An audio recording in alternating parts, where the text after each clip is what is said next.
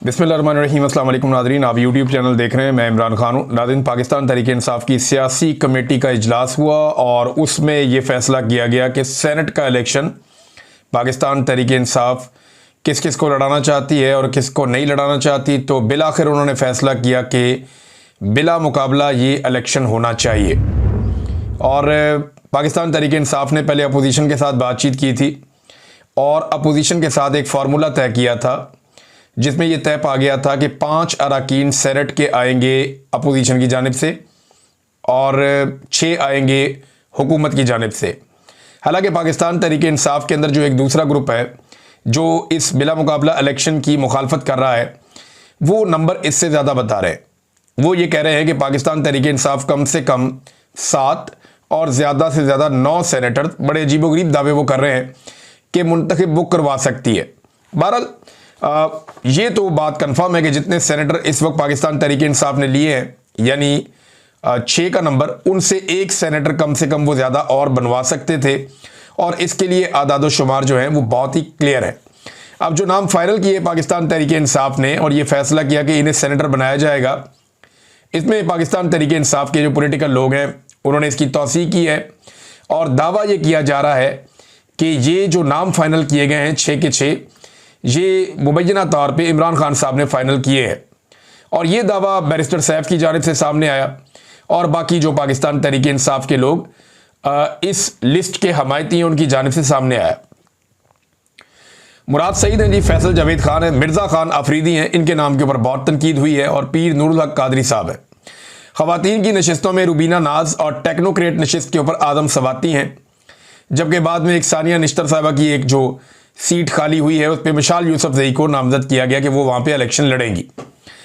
अब मामला ये है कि पाकिस्तान तहरीक-ए-इंसाफ ने तो फैसला कर दिया कि बिला मुकाबला इलेक्शन करवाया जाए, लेकिन बिला मुकाबला इलेक्शन करवाने के लिए पाकिस्तान तहरीक-ए-इंसाफ के लिए ज़रूरी ये है कि वो कुछ भी करके जिन उम्मीदवारों ने अपने कागजात नामजदगी जमा करवाए हैं उनसे कागजात नामजदगी वापस करवाएं। अब इलेक्शन जो है वो सर के ऊपर खड़ा है और कागजात नामजदगी वापस लेने के लिए उम्मीदवार तैयार नहीं है। उम्मीदवारों ने बार बार मीटिंग्स की हैं आपस में और वो जो पाकिस्तान तहरीक-ए-इंसाफ के पुराने नज़रियाती कारकुन हैं उनके साथ बैठे तो वहाँ पे ये फैसला हुआ कि डट जाओ और कागजात नामजदगी वापस नहीं लेने, आप मुकाबला करें, हम पार्टी से कहेंगे और MPA से कहेंगे कि वो आपको वोट डालेंगे और आपको सेनेटर बनाएंगे। अब ये रोला पड़ गया, एक तरफ PTI कह रही है बिला मुकाबला करना है, दूसरी तरफ PTI ही कह रही है कि जी बिला मुकाबला नहीं करना, बल्कि जो सरमायादारों को टिकट दिया गया है ये काम गलत किया गया। होना ये चाहिए कि वर्करों को टिकट दिया जाए, क्योंकि वर्करों को टिकट दिया नहीं गया, लिहाजा वर्करों का ये हक है कि वो जाकर इलेक्शन लड़ें। अब यहाँ पे सरप्राइज़ भी आ सकता है, क्योंकि इससे पहले सरप्राइज़ खैबर पख्तूनख्वा को मिल चुके हैं बहुत सारे, ये एक सरप्राइज़ और भी खैबर पख्तूनख्वा को मिल सकता है। लिहाजा खैबर पख्तूनख्वा की उम्र डरी हुई है, वो बार बार मुज़ाकरात कर रही है। मुज़ाकरात के अब तक होने वाले 2 दौर जो है वो नाकाम हो गए हैं। इससे पहले कारकुनों ने यह भी कहा था कि वज़ीर आला हाउस का घेराव भी करेंगे, वो ये भी कह रहे थे कि MPS को भी रोकेंगे और वो मुदाखलत करेंगे हर सूरत इस इलेक्शन के अंदर और वो बिला मुकाबला इलेक्शन नहीं होने देंगे। मुज़ाकरात का दूसरा दौर भी नाकाम हो गया। अली अमीन गंडापुर नाराज सेनेट उम्मीदवारों को दस्तबरदारी के लिए ना मना सके, ये मीडिया के ऊपर खबरें चल रही हैं और हर जगह पर ये खबरें हैं। इरफान सलीम साहब का कहना है, ये उम्मीदवार हैं सेनेट के, इमरान खान साहब के बहुत पुराने साथी हैं, 2 दहाइयों से ज़्यादा हो गया ये इमरान खान के साथ हैं। तो उनका कहना था कि हम सेनेट इलेक्शन से किसी सूरत दस्तबरदार नहीं होंगे।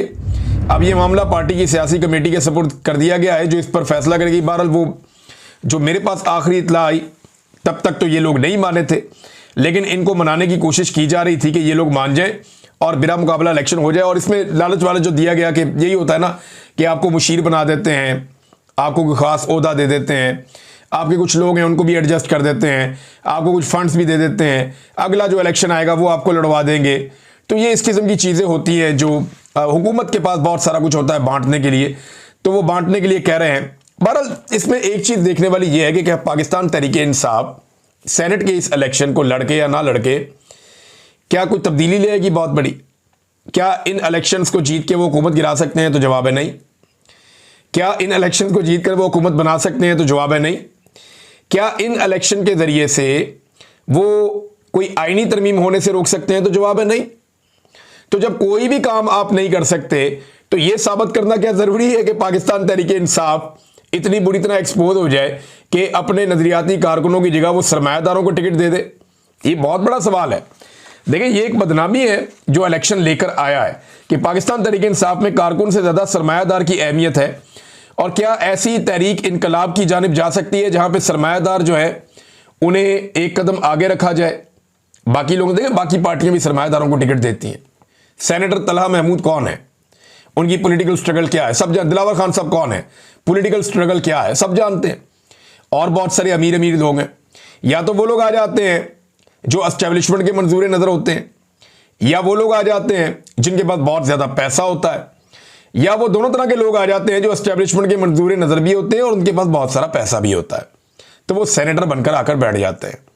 ये पोजीशन है ना, उस पोजीशन को एंजॉय करते हैं। पाकिस्तान में टोटल 102 बंदे हैं, तो ठीक है, मैं भी सेनेटर हूं जी, मेरे पास प्रोटोकॉल है, मैं जहाज में जाऊं, एयरपोर्ट पे जाऊं, बाहर जाऊं, तो जरा हटो बच्चों किस्म का एक माहौल बन जाता है। तो अमीर लोग जिनके पास अरबों खरबों रुपया होता है, उनके दिमाग में फिर ये खुन्नस रहता है कि जनाब सेनेटर बनना चाहिए, जरा प्रोटोकॉल, जरा आवाज चलनी चाहिए हमारी। बहरहाल, क्या सरमायादारों को इमरान खान साहब ने वैसे जो नजरिया बताया पाकिस्तानियों को या पाकिस्तान तहरीके इंसाफ को, वो तो ये था कि एक आम तबके को आगे लेकर आना है सियासत के अंदर, जो अवाम में से हो। अवाम में से वही होगा ना जो आम आदमी होगा, और पैसे का असर रसूख पाकिस्तान की सियासत के अंदर खत्म करना है। ये इमरान खान साहब का एक्चुअल जो नजरिया है जिसके ऊपर वो बार बार बात करते हैं, वो तो ये है। मगर हमने देखा कि पाकिस्तान तहरीके इंसाफ ने सरमायादार के सामने सरेंडर किया है, और ना सिर्फ सरेंडर किया बल्कि पाकिस्तान के मीडिया को और सबको यह बताया कि यह सरेंडर हमारी जानिब से नहीं है, यह फैसला इमरान खान साहब ने किया है। यानी मिर्जा अफरीदी वाला फैसला उन्होंने डाल दिया इमरान खान साहब के खाते में। बाकी पॉलिटिकल पार्टीज भी ये काम करती हैं, पाकिस्तान तहरीके इंसाफ भी अगर ये काम करती है, तो फिर बाकी पॉलिटिकल पार्टीज जो कुछ करती हैं और तहरीके इंसाफ भी अगर यही काम करती है, तो फर्क कम हो जाता है ना, या फर्क खत्म हो जाता है। इससे ना एक मायूसी फैल रही है उन कारकुनों में जो जोर लगाते हैं जब वो ये देखते हैं कि उनकी तरह की कुर्बानी देने वाले लोगों की हैसियत नहीं है, और जो पैसा लेकर आ रहा है उसकी हैसियत है। जल्दी पर तेल का काम करते हैं। अब फवाद चौधरी साहब जैसा एक स्टेटमेंट आ गया, उन्होंने कहा जी मेरे पास भी 50 करोड़ होता तो मैं भी आज पाकिस्तान तहरीके इंसाफ के अंदर होता। अब हर आने वाले दिन में कोई ना कोई बंदा जो पाकिस्तान तहरीके इंसाफ से इस वक्त बाहर है और वापस आना चाहता है, जिसने मुश्किल वक्त नहीं देखा, हालांकि फवाद चौधरी ने तो बहुत मुश्किल वक्त देखा है, बहुत सारे लोग जिन्होंने मुश्किल वक्त नहीं देखा जो वापस आना चाहते हैं, उनके पास ये जवाब है। वो ये कह सकते हैं कि जनाब पैसे ले लो और हमें भी वापस आने दो, हमें भी वापस पार्टी के अंदर ले लो। अब नाज़रीन, पाकिस्तान तहरीके इंसाफ ने ये वाला इलेक्शन ना लड़कर, यानी बिला मुकाबला करके, एक बात तो तस्लीम की है कि जो अदालती फैसला है वो पाकिस्तान तहरीके इंसाफ को तस्लीम है। यानी अदालती फैसले के बाद जो एक नई अददी हैसियत है असेंबली के अंदर अपोजिशन की, पाकिस्तान तहरीके इंसाफ ने उन्हें ज्यादा नशिस्तें देकर वो अददी हैसियत और वो फैसला तस्लीम कर लिया। सादा लफ्जों में आप ये कहें कि जिस फैसले के खिलाफ ये अपीलें करने जा रहे हैं और जिस फैसले के खिलाफ ये बोलते हैं और ये कहते हैं जनाब ये फैसला दुरुस्त नहीं हुआ, ये मखसूस नशिस्तों पे अपोजिशन का हक नहीं है, और वाकई नहीं है। कि आप किसी भी जाफिये से देखें, कोई भी आदमी इंसाफ और कानून वाला होगा वो कहेगा कभी भी इनका हक नहीं है अपोजिशन का। लेकिन एक तरफ कहते हैं ये इनका हक नहीं है, दूसरी तरफ उस हक को तस्लीम करते हुए उन्हें 5 नशिस्तें बिला मुकाबला दे भी रहे हैं बगैर लड़े। और पाकिस्तान तहरीके इंसाफ को डर इस बात का है कि होगा ये कि अगर इलेक्शन हो जाता है तो उनके एमपीएस बिक जाएंगे। वैसे अब खरीदने के लिए टाइम ही कितना रह गया है, लेकिन खरीदने वाले तो जो है वो जबानी कलामी भी खरीद लेते हैं, यानी जबान दे देते हैं कि आपको हम ये देंगे, आप वोट यहां डालेंगे, और जबान के ऊपर भी काम हो जाता है। बहरहाल, एक और बड़ी खबर है नाज़रीन, मोहम्मद एजेंसी से दोबारा विजुअल्स आए और बहुत बड़े पैमाने पर जुमे वाले दिन लोग निकले हैं और अमन मार्च हुआ है, बड़ी तादाद में अवाम निकले। अवाम का दोबारा वही मुतालबा था, वो ड्रोन हमलों के खिलाफ एहतजाज कर रहे थे और मिलिट्री ऑपरेशन के खिलाफ आवाज़ उठा रहे थे, दहशतगर्दी के खिलाफ आवाज़ उठा रहे थे और अपने वसाइल और अपने हुकूक के लिए आवाज़ उठा रहे थे। खैबर पख्तूनख्वा में जितने भी कबायली इलाके हैं वहाँ अवाम बार बार निकलती है और वो एक ही बात करती है कि ड्रोन हमले बंद किए जाएं, हर किस्म का मिलिट्री ऑपरेशन जो है वो यहाँ पे हमारे इलाके में ना किया जाए, अमन व अमान हमारा बहाल किया जाए और यहाँ पे दहशतगर्दी को ख़त्म किया जाए और जो हमारे मादनी वसाइल हैं उनका तहफ़्फ़ुज़ किया जाए और हमारे मादनी वसाइल हमारे ऊपर खर्च हों, ना कि कोई और उनके ऊपर कंट्रोल करे। नाज़रीन, एक और कुछ तस्वीर आई हैं, ये तस्वीर अगर आप देखें तो ये बलूचिस्तान पूरे में बहुत वायरल हुई है। इस वक्त बलूचिस्तान के अंदर हर तरफ ये तस्वीर फैल रही हैं गुज़िश्ता 24 घंटे के अंदर बेशुमार लोगों ने इन तस्वीर को देखा है और ये एक बाप बेटी की तस्वीर है। आपको मैंने मारंग बलोच की तस्वीरें दिखाई थी, वो हंस रही थी, मुस्कुरा रही थी और रियासत उनसे डरी हुई है। वो मारंग बलोच है। और ये अब तस्वीर आप देख रहे हैं, ये बेबो बलोच है जो गुज़िश्ता 4 माह से गैर कानूनी हिरासत में है। और ये बेबो बलोच के साथ जो साहब खड़े हुए हैं ना, ये मामा गफ्फार बलोच हैं। ये बेबो बलोच के वालिद हैं, एक आम आदमी है, वालिद है।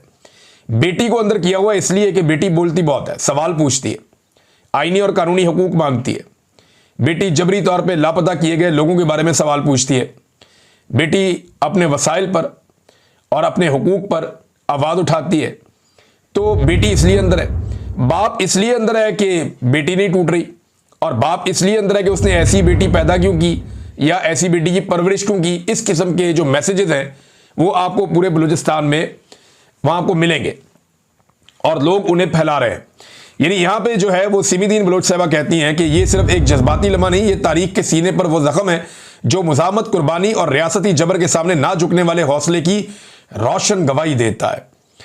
ये बाप बेटी एक ही जेल में कैद थे जहां एक आधी मुख्तसर मुलाकात की इजाजत थी, चंद लम्हे, चंद बोल और फिर तन्हाई की तवील जो है वो दौरानिया शुरू हो जाता था।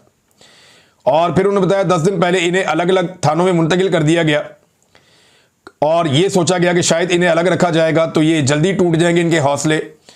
मगर आज जब वो अदालत के सामने आए तो ये बाप बेटी की मुलाकात ना थी, बल्कि 2 मज़ामतों का सामना था और 2 दास्तानें आमने सामने खड़ी थी।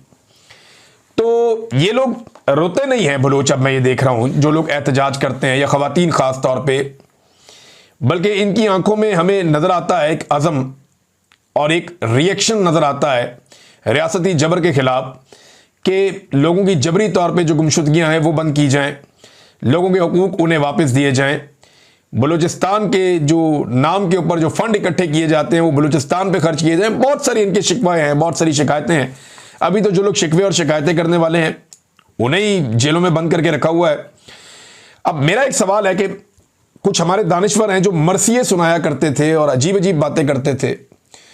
जब मरियम नवाज को गिरफ्तार किया गया, नवाज शरीफ साहब से वो मुलाकात करने के लिए गई, जब वो वहां से निकली तो उन्हें गिरफ्तार कर लिया गया। तो वो ये कहते थे बाप की मौजूदगी में बेटी को गिरफ्तार किया गया, जो कि एक नहायत भोंडा और गलत तरीका था। एस्टेब्लिशमेंट ने उस वक्त जो किया वो गलत था और उस जुल्म के ऊपर बड़े मरसिए पाकिस्तान में सुनाए गए। ये जुल्म उन दानिश्वरों को नजर नहीं आ रहा कि बाप और बेटी को एक साथ हथकड़ियां डाल के रखा हुआ है, बाप और बेटी को एक ही जेल के अंदर रखा हुआ है, बाप और बेटी को एक दूसरे से मिलने भी बाद में नहीं दे रहे। तो आज बाप हथकड़ियों में जकड़ा हुआ अपनी बेटी के साथ खड़ा है, ये जुल्म उन्हें नजर नहीं आ रहा। क्या बेटी सिर्फ पाकिस्तान पूरे के अंदर मरियम नवाज है और उसी की इज्जत है? क्या बाप सिर्फ पूरे पाकिस्तान के अंदर नवाज शरीफ है और उसी का दिल दुखता है? क्या कोई और बाप और बेटी हो नहीं सकता, या इन लोगों का खून हल्का है जो बलूचिस्तान में रहते हैं? इस आदमी से भी पूछें कभी इसके दिल से, इसको अपनी बेटी से कितना प्यार है। इसको भी अपनी बेटी से उतना ही प्यार है जो कोई भी बाप अपनी बेटी से कर सकता है। इस बेटी से पूछें कि इसको अपने बाप से कितना प्यार है, जो जंजीरों में जकड़े हुए बाप के साथ खड़ी है, लेकिन मुजामत की अलामत बने हुए बाप बेटी टूट नहीं रहे। मेरे ख्याल में हमारे जो दानिश्वर हैं उन्हें यहां पे भी बात करनी चाहिए। अब वो कहां खप गए हैं, अब वो क्यों नहीं बात कर रहे? क्या इन लोगों का खून पानी है, या इनकी जिंदगियां सस्ती हैं, या इनके जज्बात नहीं है, या इनकी तकलीफ और दुख या ये कीड़े मकोड़े हैं? भाई हम बाकी लोग भी इंसान हैं, हमें भी दर्द होता है, हमें भी तकलीफ होती है, हमें भी इंसान समझा जाए। ये नहीं हो सकता कि एक शाही खानदान जो है उसकी छोटी सी बात को उठाकर आप बहुत बड़ा बना दें और बाकी दुनिया जलील होती रहे और आप कुछ तवज्जो ही ना दें उस तरफ। ये नहीं हो सकता, ये नहीं हो सकता। इस तरह सिस्टम चलेगा नहीं। और एस्टेब्लिशमेंट को ये कुछ अरसा सूट कर रहा है, लेकिन बिलाखिर एस्टेब्लिशमेंट को भी एक दिन इस बात की समझ आएगी कि उन्होंने कितना कुछ इस खेल में खो दिया है। नाज़रीन, मोहसिन नकवी साहब से सवाल किया गया कि डोनाल्ड ट्रंप से मुलाकात में इमरान खान के बारे में कोई बात हुई थी। अब ये बड़ा इंपॉर्टेंट है, मैं बड़े अरसे से इंतज़ार कर रहा था कि मोहसिन नकवी एक ऐसा आदमी है जिसके सामने ये सवाल रखा जाना चाहिए, क्योंकि वो उस मुलाकात में था। और जब मोहसिन नकवी के सामने रखा जाएगा तो वो जवाब जब आएगा तो वो इंपॉर्टेंट है। देखिए ना, अमेरिका में एक मीडिया ये कहता है और बहुत सारे लोग फ़ोन करके इस बात की गारंटियां दे रहे हैं। यानी मैं इसको श्योरिटी के साथ तो खबर दे नहीं सकता जब तक कि दोनों तरफ से कंफर्मेशन ना मिल जाए, लेकिन वन साइडेड खबर यही आ रही है कि जनाब डोनाल्ड ट्रंप ने बात की थी इमरान खान के बारे में, ये दावे कर रहे हैं लोग, लेकिन दूसरी जानिब से बिल्कुल खामोशी थी। डोनाल्ड ट्रंप की हुकूमत भी खामोश है। तो ये तो मोहसिन नकवी साहब बता सकते थे, क्योंकि आसिम मुनीर साहब से तो सवाल होना नहीं है, फील्ड मार्शल साहब से। तो मोहसिन नकवी साहब से सवाल हुआ तो उन्होंने कहा जी वो एक हलफ के पाबंद हैं, लिहाजा वो ये नहीं बता सकते कि मुलाकात में इमरान खान साहब से मुतालिक बात हुई या नहीं हुई। हलफ है उनका। देखिए, हलफ ये तो होता है कि मुलाकात के अंदर जो चीज़ें हुई या जो चीज़ें तय हुई वो चीज़ें बाहर नहीं आएंगी, ये तो हलफ हो सकता है। लेकिन जो चीज़ें मुलाकात में नहीं हुई उनके बारे में तो कहा जा सकता है ना कि ये चीज़ तो भाई ये तो थी नहीं, इसके बारे में तो कोई जो बात ही नहीं हुई उसके ऊपर क्या हलफ है। तो यहां पे फिर थोड़ा सा शुबा पैदा हो जाता है कि शायद बात हुई हो, लेकिन हम अभी भी ये मार्जिन ऐसे ही रखते हैं कि जब तक कोई कंफर्म इतला नहीं आती है, दोनों फ्रीकैन में से कोई एक खुलकर नहीं कहता कि इमरान खान के इशू के ऊपर बात हुई थी, तब तक इसको आप एक ऐसी खबर के तौर पे देख सकते हैं जो एक मीडिया ने दी, और वो भी वन साइडेड दी, और दूसरी तरफ का कोई मौकिफ नहीं था, बल्कि उन्होंने सिर्फ इतना बताया कि ट्रंप ने ये बात की और उसके जवाब में फील्ड मार्शल आसिम मुनीर ने क्या कहा उसके बारे में उन्होंने कुछ नहीं कहा। तो ये खबर वैसे भी मुझे नामुकम्मल लगती है, और इसमें जान तभी पड़ती है जब पता चले कि दोनों तरफ से कन्वर्सेशन क्या हुई और बातचीत क्या हुई। नाज़रीन, जो हालिया बारिशें हुई है ना, इन्होंने एक बात बड़ी क्लियर कर दी है कि कुदरत के साथ हमने बहुत अजीबोगरीब तरीके से खेला है। जो सदियों से रास्ता था ना, नदी नालों का, पानी के बहाव का रास्ता था, जहां पे जंगल हुआ करते थे, बीच में पानी के बहाव के बहुत सारे रास्ते थे, उन जगहों पे जंगलों की कटाई की गई शहरों के आसपास, और वो जो इलाके थे सारे के सारे जहां पे खेत हुआ करते थे या पॉन्ड एरिया थे, या जहां से पानी गुजर के निकल जाता था, या जहां पे छोटी मोटी झीलें बन जाती थी, उन तमाम इलाकों के ज़मीनों को सीधा करके और दरख्तों को काट के वहां पे रेजिडेंशियल सोसाइटियां बना दी गई। रावलपिंडी डिवीजन में ये काम सबसे ज़्यादा किया गया है। अरबों खरबों रुपया एक एक सोसाइटी के मालिक ने कमाया है, और यहां पे ऐसे ऐसे बंद बांध दिए इन सोसाइटी वालों ने कि अब पानी का जो नेचुरल बहाव था, जो सदियों से चल रहा था, वो रुक गया है। अच्छा, वो बहाव रुकने के बाद एक अजीबोगरीब सूरत पैदा हो गई है। जहां जहां पानी होता है वहां इकट्ठा हो जाता है और लोगों की प्रॉपर्टीज को नुकसान पहुंचाता है, और पानी नए रस्तों की तरफ जाता है और नए इलाकों में जाकर घुसता है। उन इलाकों में पानी इकट्ठा हुआ जहां पे पहले माजी में कभी नहीं गया, और उसकी वजह यह है कि गुज़िश्ता चंद सालों में बहुत तेजी से बहुत बड़े बड़े बंद बनाए गए हैं, रास्ते बंद किए गए हैं। और इसकी वजह क्या है? इसकी वजह रिश्वत है, सिफारिश है, लालच है, नालायकी है, नाकस मनसूबाबंदी है। जो टाउन प्लानिंग होती है उसके नाम के ऊपर काम ही कोई नहीं होता। जो आपके ज़िले महकमे हैं वो सारे के सारे किस काम पे लगे हुए हैं? वो सियासत कर रहे हैं या सियासी मामलात में लगे हुए हैं। अपने काम पे किसी की तवज्जो ही नहीं है। दिन रात लिस्टें बनाते हैं, इसको पकड़ो उसको छोड़ो, इसको पकड़ो उसको छोड़ो, फलाना एमपी आ गया उसको ये कर दो, यहाँ पे जलसा नहीं होने देना, वहां पे जुलूस नहीं होने देना, ये रैली क्यों निकली है, पीटीए का झंडा क्यों लग गया। वो सारा दिन बेचारे इसी कामों पे लगे रहते हैं। जो काम करने वाले हैं वो करते नहीं। ख्वाजा आसिफ का स्टेटमेंट है इस पे, जहां भी बारिश और सैलाब से जानी और माली नुकसान हुआ है वहां नदी नालों के किनारों पर मिली भगत से नाजायज तामीरात की वजह से ही हुआ है। ये वही बात कर रहे हैं जो हकीकत में इसका इशू है। जब नाजायज तामीरात हो रही थी तो हुकूमती इदारे कहां होते हैं? नाजायज तामीर करने वालों को शायद यह मालूम नहीं कि जहां हुकूमती इदारे मुजरिमाना गफलत बरतते हैं या माल पकड़ते हैं और फितरत और कुदरत के डिज़ाइन में मुदाखलत करते हैं, वहां कुदरत फिर मामला अपने हाथों में ले लेती है। मामला यह है कि कुदरत ने तो मामला अपने हाथों में ले लिया है। पाकिस्तान का कानून यह मामला अपने हाथों में कब लेगा, और इन लोगों को कब पकड़ा जाएगा जिन्होंने ये एनओसी जारी किए हैं, जिन्होंने ये नक्शे देखे बगैर पास कर दिए हैं, जिन्होंने यहां से नदी नालों के रास्ते जो हैं जो पुराने चल रहे थे, जो पानी का बहाव जाता था, उनके ऊपर काम किए बगैर वो सिविल इंजीनियर कहां पे गए जो सारे भर्ती किए हुए हैं? वो सारे टेक्निकल ऑफिसर्स कहां पे गए जो भर्ती किए हुए हैं? वो सारे महकमे कहां पे गए जिनका ये काम था? चाहे वो आबपाशी का महकमा है, चाहे वो मौसमियात का महकमा है, चाहे वो बाकी महकमे हैं, ज़िली इंतजामिया है, बहुत सारे और महकमे इसमें इन्वॉल्व होते हैं। वो सारे किधर गए जो ये बताते थे कि पानी का ये बहाव जो है ये जाना चाहिए वरना ये प्रॉब्लम क्रिएट कर देगा, ये नेचुरल बहाव है, इसको चलने दें, और उसको रोक दिया गया। रोकने का नतीजा आपके सामने। लिहाजा ये जो कुछ भी हुआ है ख्वाजा आसिफ साहब, इसमें पंजाब के अंदर तो आपकी हुकूमत ही चलती रही है लंबा अरसा। उस्मान बुज़दार की हुकूमत भी आई है बीच में, लेकिन लंबा अरसा तो आपकी हुकूमत ही चलती रही है। परवेज़ मुशर्रफ साहब के दौर में कुछ बड़े बड़े लोगों को, कुछ बड़ी बड़ी जो है वो रेजिडेंशियल सोसाइटियों को मौका मिला था, लेकिन उनके जाने के बाद तो तबाही फिर गई। हर तरफ एक सोसाइटी खुल गई है, हर तरफ एक सोसाइटी नहीं खुल गई है, और ये ट्रेंड जो है उसको रोकने में आप लोग बिल्कुल नाकाम रहे हैं। मुझे अच्छी तरह याद है शहबाज शरीफ साहब ने एक दिन मेरे सामने बैठकर कहा था कि मैं हेलीकॉप्टर पर काफ़ी अरसे के बाद, जब वो नए नए आए वज़ीर आला बने, उन्होंने कहा जी मैं हेलीकॉप्टर पर काफ़ी अरसे के बाद मैंने जब फ्लाई किया लाहौर से तो मुझे अंदाज़ा हुआ कि लाहौर तो पहले जैसा रहा ही नहीं, बल्कि तमाम बड़े शहरों के आसपास ऐसी सोसाइटियां बन गई हैं जिन्होंने हमारे खेत और खलियान ख़त्म कर दिए हैं, जिन्होंने ग्रीन एरियाज तबाह कर दिए हैं। तो हमारी जो नेचर है वो तबाह हो रही है और इसके बड़े असरात हो सकते हैं। शहबाज शरीफ साहब को इस बात का आइडिया 2008 में ही था जब वो वापस आने के बाद वज़ीर आला बने थे, लेकिन बजाय इसके कि इसके ऊपर वो अमल दरामद करते या रोकथाम करते, वो भी ऐसा लगता है इसके बेनिफिशरी बन गए और उसकी वजह से आज मामला कहां पे पड़ा है आपके सामने है। अब तक के लिए इतना ही, अपना ख्याल रखिएगा, अपने इस चैनल का भी। अल्लाह हाफिज़।